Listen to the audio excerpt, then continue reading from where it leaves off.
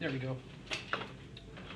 So, in Arendt, we saw that total domination requires, or in her view, right, that total domination requires eliminating legal protections for people, eliminating moral protections from people, so things that aren't written down in law, right, but that deprive people of moral status, or equal moral status, and then eliminating the unique individual, right? Dehumanism fits very well with that. Dehumanism is typically achieved through propaganda, so I'll talk a little bit about propaganda today. And then this is going to feed into your lesson for next week on extremism.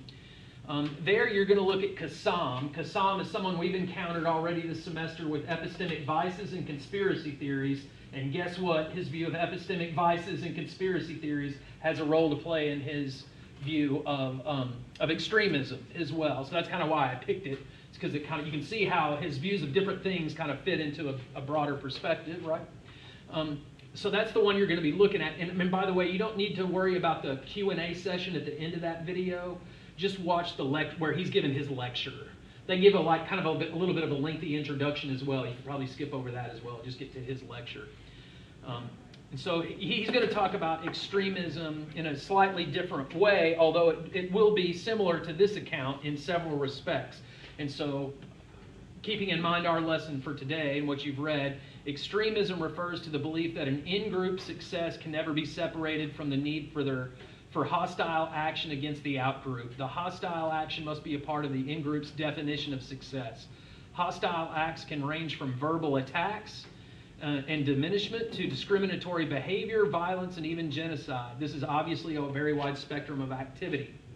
So he says what's key, at least to Berger's account of extremism, is not only a division between us and them, which was talked about in your reading for today, but tying the in-group success to the out-group's elimination, basically, or their neutralization at least.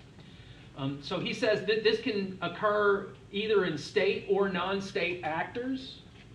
We would probably think of some activities of the state in North Korea towards their citizens as rather extreme. And then non-state actors, those are like, like terrorist groups, something like that, right? Or like white nationalists or the Proud Boys, these sorts of things. So non-state actors, right? And so that's Berger's account, and so you can see how totalitarianism, dehumanization, and extremism are going to have some stuff in common here. So again, Cassam's definition will have more aspects to it than just those, so be sure you're kind of thinking about both of those things. So dehumanization. Y'all familiar with Black Mirror? Right, so this is a Black Mirror episode called Men Against Fire. As the author notes, the story follows Stripe, as he comes to realize that the roaches aren't vermin, but rather beings who are being targeted for mass genocide due to their alleged inferior genes. The episode showcases how easy it is to commit acts of violence against groups of persons when they are literally seen as subhumans, so subhuman, non-humans, right? And so kind of three big things here. What do we mean by dehumanization? How do language and propaganda dehumanize? So I'm going to talk a little bit about propaganda more. They mention it several times in the reading, but they don't really go into much detail about what propaganda is, so I thought I'd give some more specific definitions of that kind of thing. And I think it's pretty obvious why dehumanization is important. When you do that to people, we end up doing bad shit to people. Right?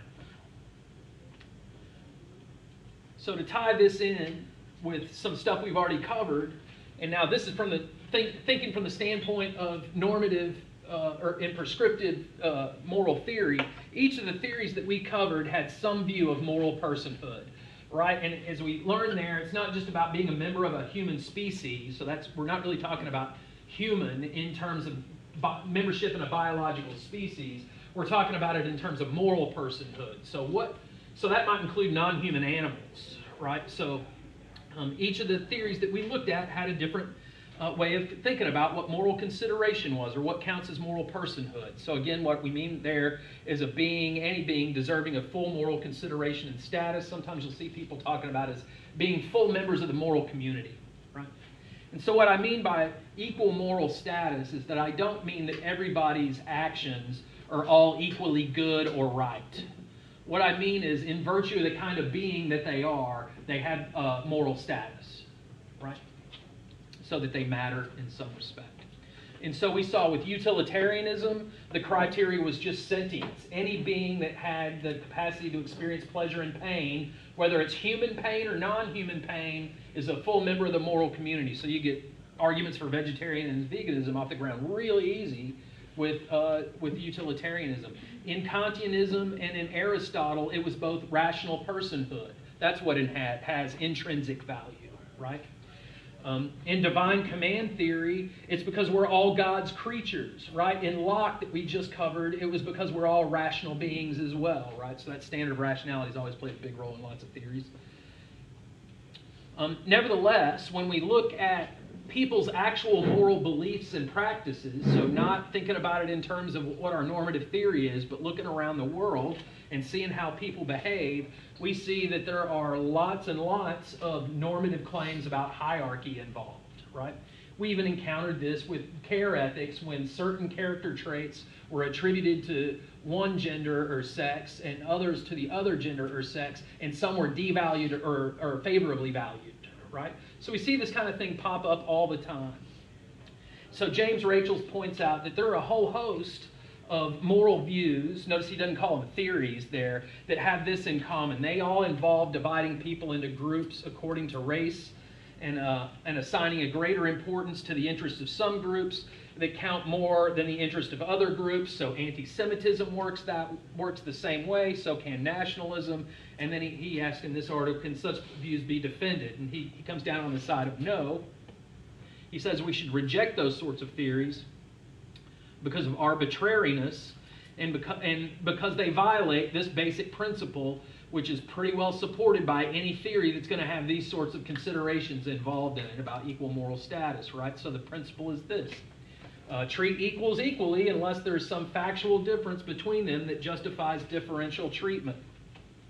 So normally you get the right of free movement in our society, right? And in lots of societies. What happens if you commit and are found guilty and actually were legitimately found guilty of homicide? You go to jail.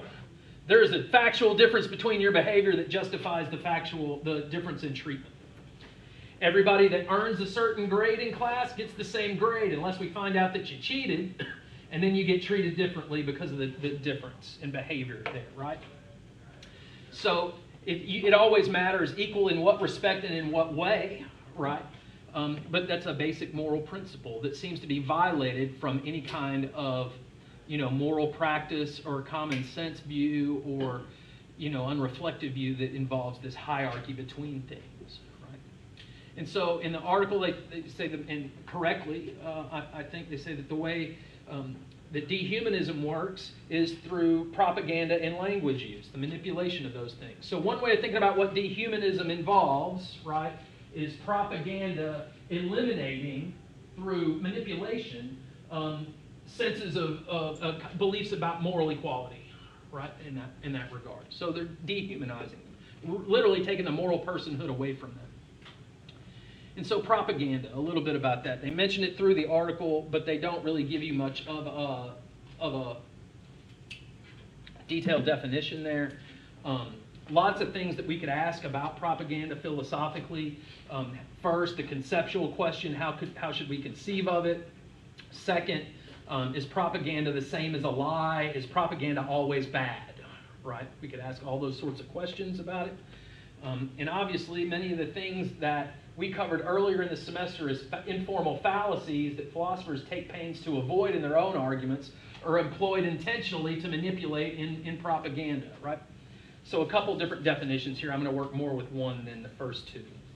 So the first definition, deliberate, systematic attempt to shape perceptions, manipulate cognitions, and direct behavior to achieve a response that furthers the desired intent of the propagandist. So that's from Propaganda and Persuasion. I think that book's like in its 7th edition now. It's kind of a standard. It's an oft-used textbook on persuasion and propaganda. And then an older study by Dwight Laswell here. This is from the an early study of propaganda in 1937. Propaganda in the broadest sense is the technique of influencing human action by the manipulation of representations. These representations may be spoken, written, pictorial, musical form, or musical in form. So, media, all kinds of media. Here's a more recent study, Stanley, in his book, How Propaganda Works, and he says, the essence of political propaganda on my approach is that it's a kind of speech that fundamentally involves political, economic, aesthetic, or rational ideals mobilized for a political purpose. Propaganda is in the service of either supporting or eroding those ideals. One of the things he says about it is that propaganda, and this is common to all of our definitions, right, is that it's persuasion through non-rational means. So that ought to remind you of sophistry and rhetoric from the very beginning of the semester. Right? So a few more things from Stanley's study before I get to his supporting and eroding, undermining propaganda distinction. So, as I just pointed out, it aims to persuade without engaging reason, but by engaging biases and fallacies and so forth. Effective propaganda conceals the fact that it's propaganda. Right? It's going to try and look like a legit news outlet, or it may present itself as a form of entertainment. So we might ask, y'all know that movie several years ago in this movie, The Day After Tomorrow with Jake Gyllenhaal? Y'all know that movie? It's about like environmental catastrophe, where all of a sudden there's like these superstorms that make the earth like enter a cold age, right? And people complained about that movie that it was like climate science propaganda, right? So we could ask whether that film is presented as in form of entertainment, whether it's trying to manipulate our messages. We could ask whether Zero Dark 30 is just pro-military propaganda, right? That's the idea. So it's going to conceal in some way that it's propaganda. He notes that that propaganda is itself neutral, but can be put to bad or good use. So that's probably a little bit different than the way many of us just assume to, kind of by default, think about propaganda as inherently bad. So there's a point that he makes that might be contrary to our usual ways or common sense ways of thinking about propaganda. Then he notes that propaganda need not be false, a lie, or delivered insincerely. He notes that propaganda often presents words as if they are neutral, but connects those neutral phrases to implicit value judgments. They smuggle in a value judgment. So think about how we normally think about conspiracy theory. That's not a neutral. It's not a neutral definition. It's an evaluative definition that dismisses it from the outset, right? So we went through a whole thing with that there. So speaking of that, let's just do a little bit here. There's a fallacy actually called the persuasive definition fallacy.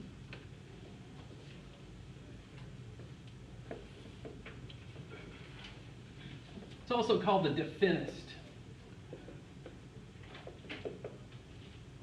fallacy.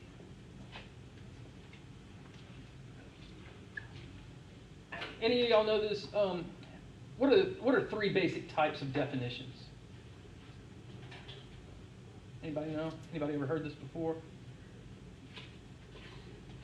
We've got lexical definitions, precising definitions, and then stipulative definitions. Precising and stipulative definitions are like specific uses in particular contexts. A lexical definition is common usage.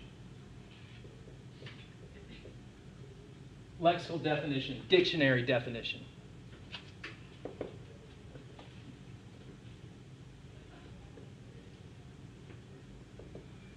So common usage defined in terms, defined by other common terms, by reference to other common terms. So a lexical definition, right, is just a dictionary definition. There's usually 2 or 3 listed for every term, right? And those are just common usage terms, right? Lexical lexicographers, they study how common usage in language, right? Precising definitions and stipulative definitions are maybe types of definitions for the same term, but that have particular meanings for a particular context. So a precising definition is going to narrow the meaning of the lexical. So that that term is less open to interpretation by the reader. Here's how a bunch of people screw up in college. They'll get a list of vocabulary words, and then they'll learn the lexical definitions of those vocabulary words, but your teacher is wanting you to understand the precising or stipulative definitions that were used in the reading assignments. Right. So, for example, sometimes people use, it's common usage to sometimes use the word fallacy very generically, just as equals a bad argument. But we gave a specific, more precise definition of fallacy for our use in this class. An error in reasoning other than a false premise, right? So we were specifying what kind of error it was. Right? A stipulative definition, and so the precising definition will always be consistent with the lexical definition. Logically consistent. But narrower, more specific. The stipulative definition stipulates an altered use for a given context.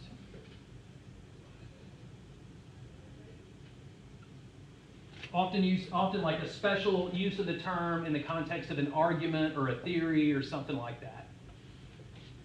So we get dictionary definitions, common usage, more precising definitions for specific cases that are consistent with lexical definitions, stipulative definitions that involve an altered use of the lexical definition and may contradict.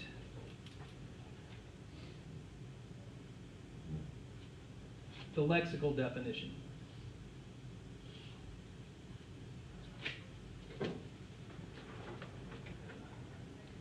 So neutral words and phrases are connected to judgments, attitudes, and biases. If I can get people to believe through use of the defendant's fallacy that my definition of someone includes an evaluation of them, but I present that as a neutral lexical definition, I'm now living rent-free in your head, right?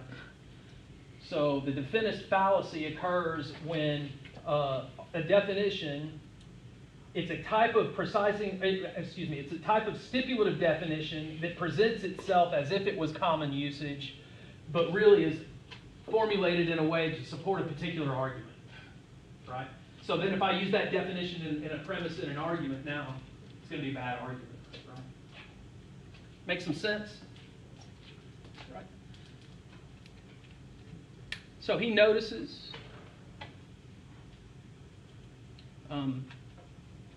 that Stanley also points out that social movements need propaganda.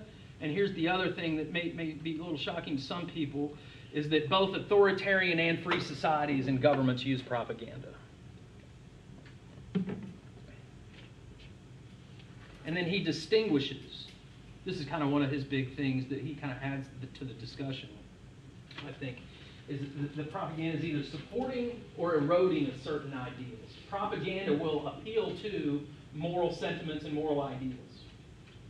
And it could be of the kind that supports the realization of those very ideals. Suppose I'm in favor of democracy and I want more people to vote. And so I tell them every election cycle is the most important election in our national history and democracy is at stake, and if you don't vote, it's going to be on you whether we're still a democracy or not. So it's an appeal to fear, right? So I'm trying to scare them into voting, but it's probably going to increase democratic participation, so it's increasing that value, right? On the other hand, we're going to have propaganda that may appeal to some ideal, but actually serves as an obstacle or erodes those very ideals. Right? So if I can get you to buy into a certain idea of what counts as an American, right, or something like that, I'm appealing to patriotic ideals, but you know, if your idea of what a real American is a white nationalist, then I got a problem with your definition of who counts as a real American, right? So that's what's kind of going on there. So it's very easy to see how the fallacies that we learned earlier in the semester serve as propaganda techniques. Again, many of them are just the same techniques that are used in advertising or propaganda. It's just that in philosophy we try to avoid them, and in propaganda it's the intentional use of them to manipulate people through representations, right? So I could use an appeal to fear, an appeal to compassion, right, to mobilize people. I could create straw man arguments of people. Dehumanization looks like some weak analogy fallacies are going on there, because what I'm doing is analogizing human beings falsely to non-human insects or bugs, right? Or hasty generalizations. We've got a few, these migrants did bad stuff, so we got to get rid of the migrants, right? Stuff like that. Hasty generalization. All those can be used in various ways as propaganda. And then, of course, the reading article for today says that the main way in which dehumanization is achieved is through propaganda. And so I didn't do this in the reading assignment, so I've got 5 different definitions of dehumanization here. There's only one that was really used in your article, and it's the last one who they actually quote and appeal to, Smith's book, Less Than Human. Is conceiving of others as subhuman creatures. I'm going to add some more to that too. But the first one is a Kantian notion of dehumanization that Smith actually rejects. He says it doesn't get everything. And it's just basically like objectification, treating people as mere means. So there's Kantian dehumanization. Rhetorical practice that metaphorically liken human beings to non-human animals or inanimate objects. That's closer to Smith's version. The denial of subjectivity, individuality, or distinctively human attributes of others, and then treating others in such a way as to erode, obstruct, or extinguish some of their distinctively human attributes, like rationality or something like that. Get you to act like an automaton. And then, of course, the conception that's used in the article itself by Manninen is number 5. So let's flush that out a little bit.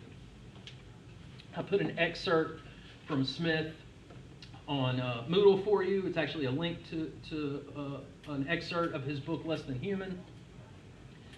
And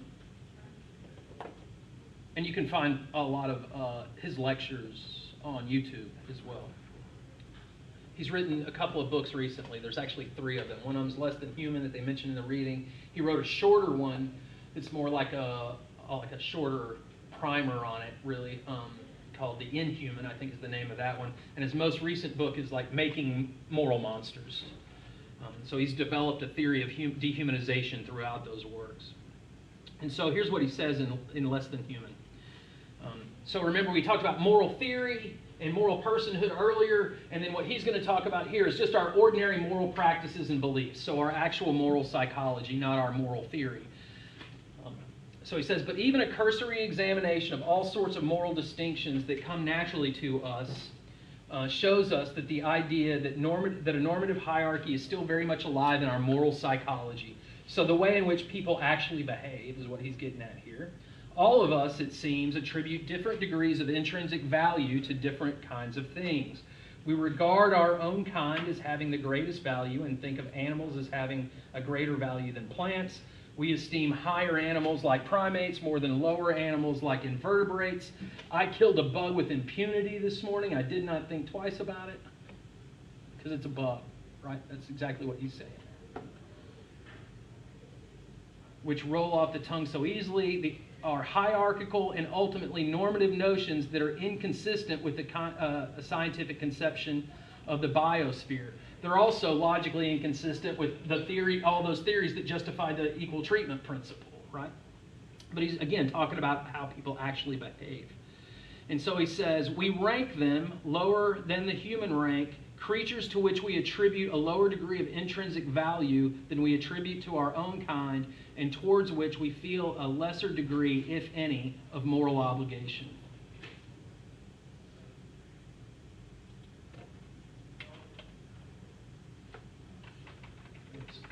I missed an of there. Then he goes on here. So he says, we dehumanize others when we think of them as having an essence of a subhuman kind. So here's kind of the real key. He's going to say it's a twofold process. It's not just objectification. It involves objectification, but then it also involves attributing a non-human essence to them, an animalistic or insect essence to them. So he says, this suggests that dehumanization consists of two processes. One consists in denying that others have a human essence, whatever that is, rationality, sentience, whatever that is. When this occurs, one thinks of them as non-human, but not as subhuman, a condition corresponding to Mansell's mechanistic dehumanization. I prefer the term objectification. The other process consists in attributing a subhuman essence to them, animalistic dehumanization. So this analysis suggests that dehumanization is more complex than objectification. When we objectify others, we simply deny their humanity. But when we dehumanize them, we both deny their humanity and we attribute a subhuman essence to them. So we got two things going on here. The denial of something and then the positive attribution of a less than human essence to them, a lower ranking moral status, right?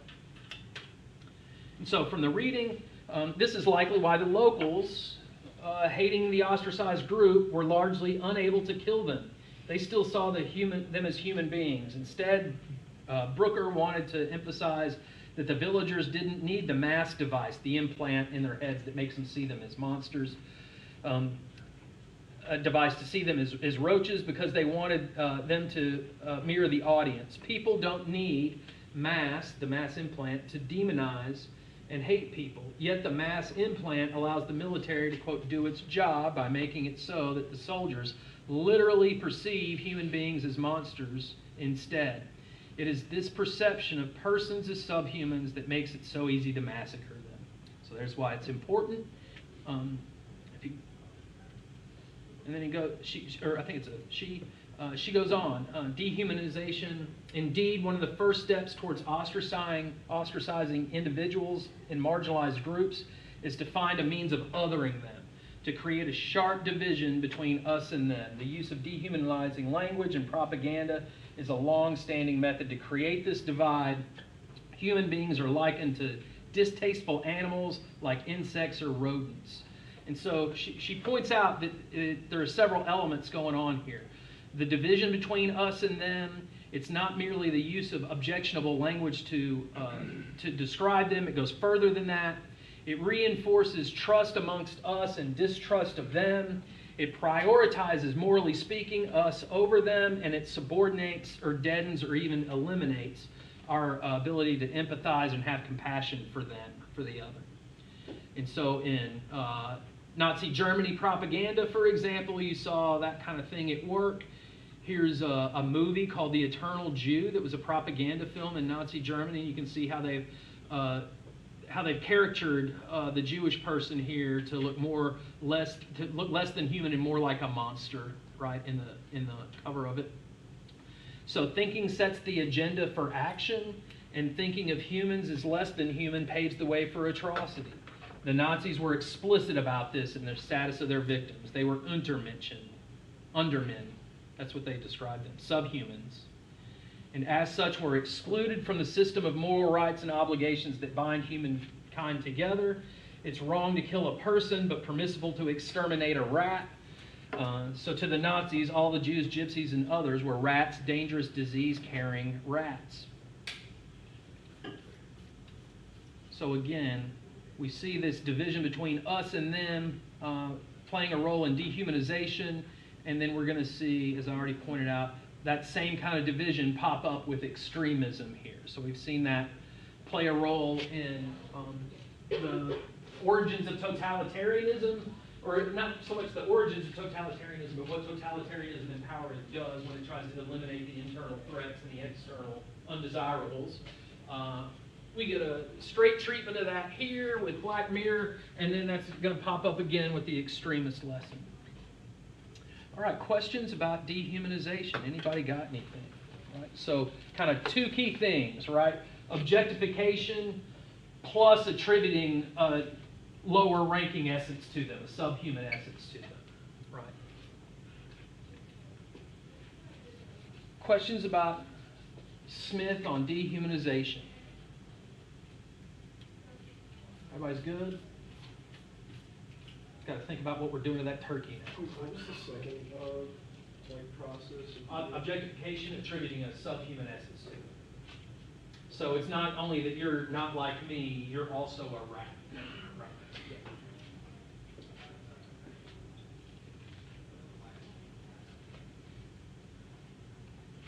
Other questions?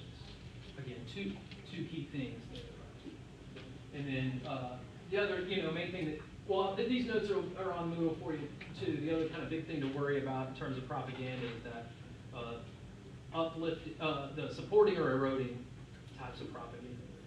We would want types of propaganda maybe that humanize others, but we would not want propaganda. I mean, that dehumanizes others, right? Like your parents aren't horrible people because they told you that Santa Claus wasn't going to give you an offense to get you behave, right? That's an uplifting thing, right? But you can see how that can get turned around pretty quickly. All right, folks. Y'all have a good Thanksgiving break. I'll stick around if people do have other questions they want to ask. We want to push you through the rest. Please travel safely over the break, and I'll see y'all when you get back. Don't forget to complete the extremist lesson by Tuesday night.